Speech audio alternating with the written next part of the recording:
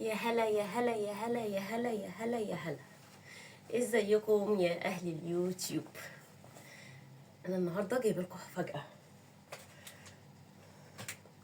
النهارده بقى انا اخر واحده تجرب الترند، اخر واحده في مصر تجرب الترند. هو انا جربت ايه؟ توتا واقفه قدام الكاميرا. توتا تعالي، ممكن بس بعد اذن حضرتك نصور؟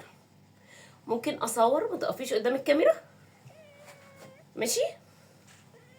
هنصور، ما تقفيش قدام الكاميرا، امشي يلا زي تحت.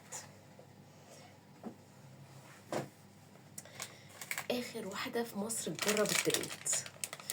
يلا نجرب الترند. دي الكيكه اللي بيقولوا عليها ان هي عارفين ايه، مولتن كيك اللي بناكله بره ابو 150 جنيه، اللي بيبص شوكولاته ده وعليه بولة ايس كريم كده سخن في ساقع.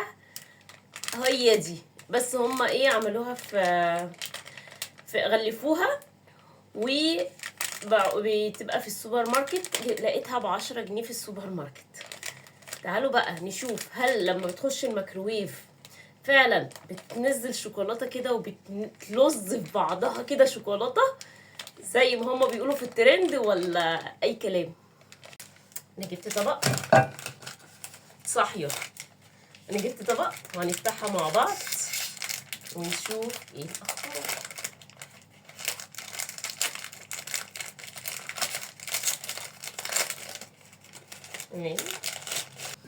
ده شكلها. هنحطها في الميكروويف ونشوفها، هل زي ما هما بيقولوا في الترند ان هي لما تسيح في الميكروويف هتبظ وتلظ شوكولاته كده، ولا بيضحكوا علينا، ولا ايه الدنيا؟ نحطها في الميكروويف ونشوف ايه الاخبار. طلعت من الميكروويف زي ما احنا شايفين كده، بتبظ وتلظ شوكولاته زي ما هما فعلا قالوا لنا. انا حطيتها بالظبط دقيقه في الميكروويف، دقيقة. وعايزة اقول لكم يعني دقيقة كانت كتيرة عليها كمان، ده هي 30 ثانية حلوة قوي. بسم الله،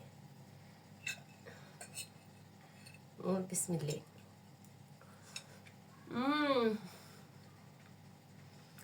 خطيرة بجد، تستاهل الضجة اللي هم عاملينها عليها دي. بصوا هي سخنة جدا ملهلبة.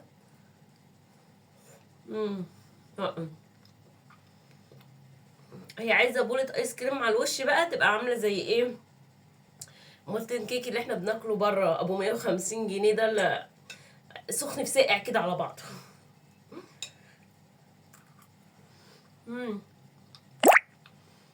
لسه بتشوفيني لحد دلوقتي وما دوستيش لايك؟ بسرعة احلى لف وتعليق واشتراك في القناة عشان يوصلك كل فيديوهاتي. طعم خطيرة خطيرة، تستاهل. ده ب10 جنيه بصراحة، تستاهل اكتر من 10 جنيه. تحفة. بسرعة بسرعة احلى لف، اشتراك في القناة عشان يوصلك كل فيديوهاتي. بحبكم.